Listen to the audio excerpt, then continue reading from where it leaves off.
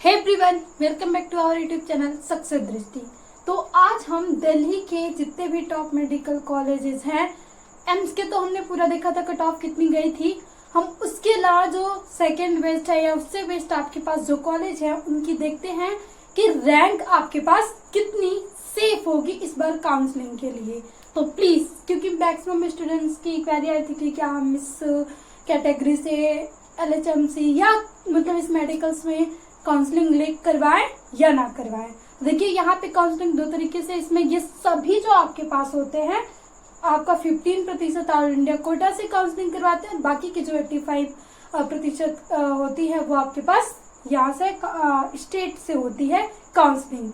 तो दोनों में क्या रैंकिंग है 2023 में, और जितना आपका 2023 में था उससे ही कुछ कम, अगर 2023 के अंतर्गत आपका रैंक है तो श्योर है आपको वो कॉलेज मिल जाएगा, क्योंकि इस बार मेडिकल सीट इंक्रीज होने से आपकी जो कट ऑफ गई है वो लो गई है। मैक्सिमम स्टूडेंट का क्वेश्चन ये था यहाँ से कि आपको देखेंगे कि SC और ST में इतने ज्यादा वेरिएशंस क्यों होते हैं। तो इसके पीछे का रीजन ये है कि SC और ST में के जो कैंडिडेट्स हैं वो OBC और जनरल वालों से बहुत ही ज्यादा कम होते हैं, इसलिए इनकी जो रैंक होती है वो बहुत हाई, मतलब बहुत ज्यादा नंबर के रैंक होती है, फिर भी उन्हें कॉलेज अलॉट हो जाते हैं। तो उसके पीछे का रीजन यही है, रिजर्वेशंस। तो रिजर्वेशंस की वजह से यहाँ पे इन लोगों को कॉलेज बहुत लो नंबर पे भी क्या होता है, मिल जाता है अदर कैटेगरी के अलावा। तो आइए हम देखते हैं, सबसे फर्स्ट नंबर पे हमारा आ जाता है MANC।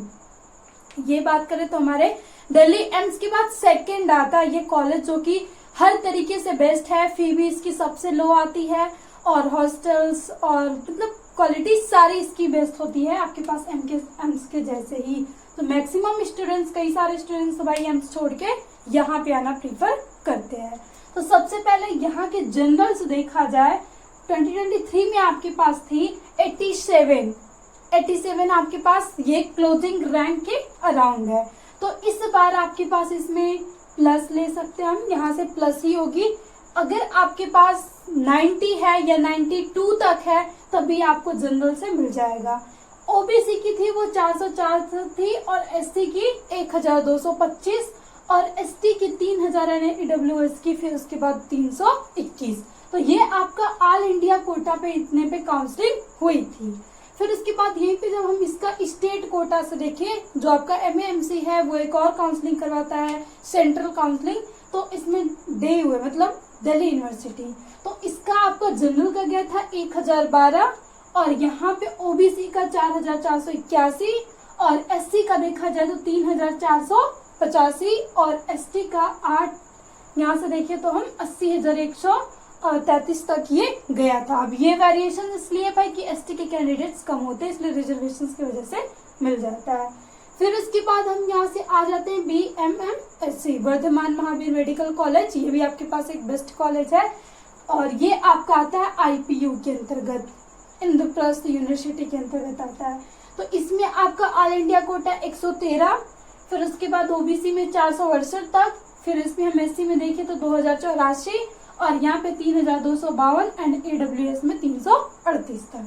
फिर उसके बाद हम स्टेट काउंसलिंग देखें तो स्टेट काउंसलिंग अलग, मतलब यहाँ पे स्टेट जब होता है तो क्योंकि 85% यहाँ पे सीटें होती है इसलिए बहुत इंक्रीज होता है। तो 1056, ये 6021 तक और ये आपका 42,316 तक के SC कैटेगरी से मिला था और इसमें हम आ जाए तो 93,864 तक।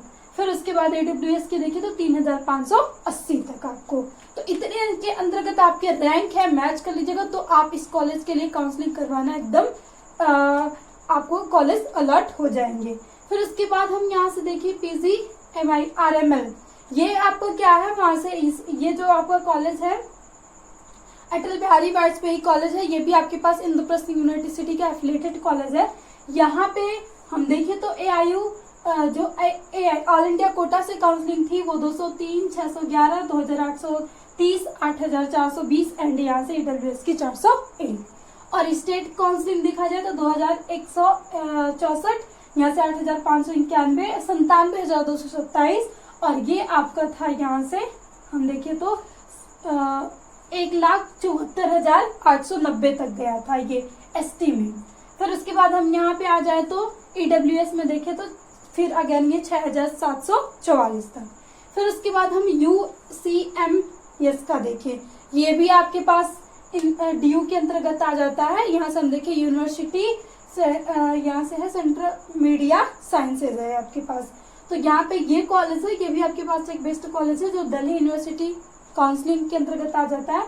तो ऑल इंडिया कोटा से 480, 1370, 3345, 6771 एंड 440 तक आपको मिला था ये कैटेगरी। फिर उसके बाद हम आ जाते हैं इसमें स्टेट कोटा से, तो 3133, 9435, 54,000 और ये 1,68,000 और यहाँ से हम देखें तो 6,837 पे आपको कॉलेज अलॉट हुए थे। फिर LHMC ज्यादा ये जो आपका होता है वोमेन्स के लिए होता है, यानी गर्ल्स के लिए होता है। तो ये भी ऑल इंडिया काउंसलिंग करवाता है। तो ऑल इंडिया में ये गया था 490 जनरल का, 1,338 आपका OBC का और SC का हम देखें तो यहाँ से अगेन 14,770 और ST का देखें तो 8,029 और EWS की देखें तो 1,920, क्योंकि स्टेट काउंसलिंग में जो आपके ST में होते हैं ना रिजर्वेशंस कम होते हैं, इस वजह से यहाँ पे आपके पास हाई है। फिर उसके बाद हम यहाँ से स्टेट काउंसलिंग देखें तो 5,042 भी आपको जनरल्स वालों को मिल सकता है।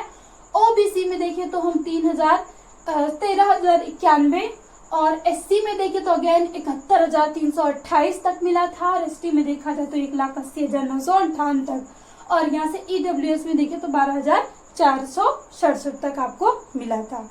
फिर उसके बाद एक लास्ट कॉलेज आता है, यहाँ से doctor Baba Saheb Ambedkar medical college है। इसमें आपके पास ऑल इंडिया जो गई थी वो है 777 और 2,598, यहाँ से 23,532, यहाँ से देखे 30,401 और यहाँ से देखे तो हम 2,629। अब हमने यहाँ पे स्टेट का इसलिए नहीं लिखा है क्योंकि आपके पास ये जो आता है इसी कॉलेज की फी थोड़ी हाई होती है। ये आपके पास जो कॉलेज है doctor Bhimrao Ambedkar affiliated college है, तो यहाँ से जो स्टेट काउंसलिंग हुई थी ना वो बहुत हाई लेवल तक ली गई थी, तो इसलिए हमने नहीं लिखा है। इसका मतलब नो लिमिट है क्योंकि अभी देख रहे हैं यहाँ से ऑल इंडिया काउंसलिंग में ये 23,000 और 30,000 तक चला गया SC और ST में। तो ये जो आपका यहाँ से था वो डेटा मतलब बहुत ज्यादा था, लोगों को अलॉट हुआ था बहुत हाई रैंक पे। तो इस बार भी इसमें होगा और इसलिए क्योंकि इसमें मतलब इनकी अपेक्षा थोड़ा कमी जाती है क्योंकि फीस थोड़ी हाई होती है। बाकी ये आपके पास जो कॉलेज थे वो बाकी बेस्ट होते हैं। यहाँ से बात करें MMC वर्धमान और यहाँ से LHMC, ये तो अगेन एकदम बेस्ट कॉलेज है, 3 रैंकिंग इनकी बहुत अच्छी है। फिर उसके बाद ये था आपके पास पूरा 2023 के हिसाब से आपका कट ऑफ। इसमें आप कितना ऐड कर सकते हो, ऑल इंडिया में आप 50 to 100 ऑल इंडिया जो काउंसलिंग होगी उसमें 50 से लेके आप 100 तक प्लस कर सकते हो।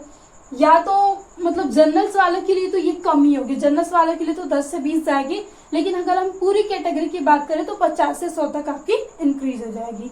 ये अगर हम स्टेट काउंसलिंग देखें तो इसमें आपके बढ़ने की वजह से वही 300 से 700 तक के आपके पास इंफ्लेमेशन आ सकते हैं कि इतने ज्यादा अगर आपके प्लस भी हैं तभी आपको यहाँ से कॉलेज काउंसलिंग करवाना चाहिए।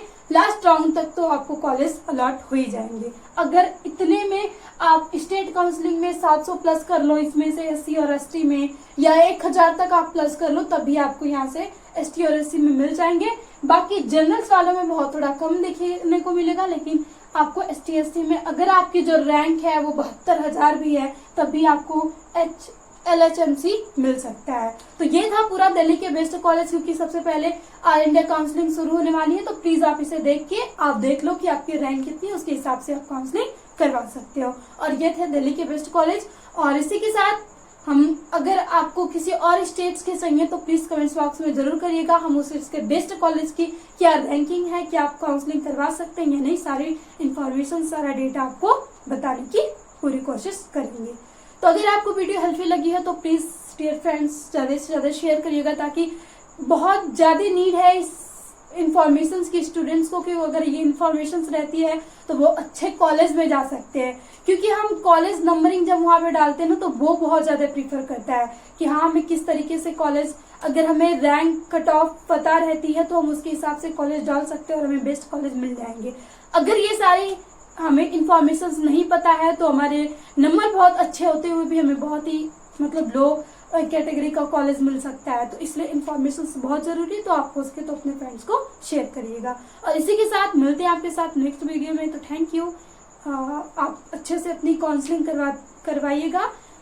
अभी टाइम है, अच्छे से पूरा डिसाइड करके कि हाँ आपको किस कॉलेज में लेना है, क्या बेस्ट है, उस तरीके से आप काउंसलिंग करवाएंगे, क्योंकि काउंसलिंग में एक गलती आपको बहुत बड़ा सजा दे सकती है। अभी देख रहे हैं स्ट्रिक्ट इतना रूल्स आ रहा है, यूपी ने ऐसा कर दिया कि आप किसी सीट अलॉट होने के बाद आप उसे छोड़ ही नहीं सकते, बॉन्ड फी भी नहीं ली जाएगी, और बॉन्ड फी नहीं ली जाएगी तो उसके पीछे का रीजन ये है कि अब आप उस कोर्स को बिना किए कंप्लीट किए दूसरे 1 साल तक आप ले नहीं सकते। इसलिए आपको काउंसलिंग वेरी केयरफुल करवाना है।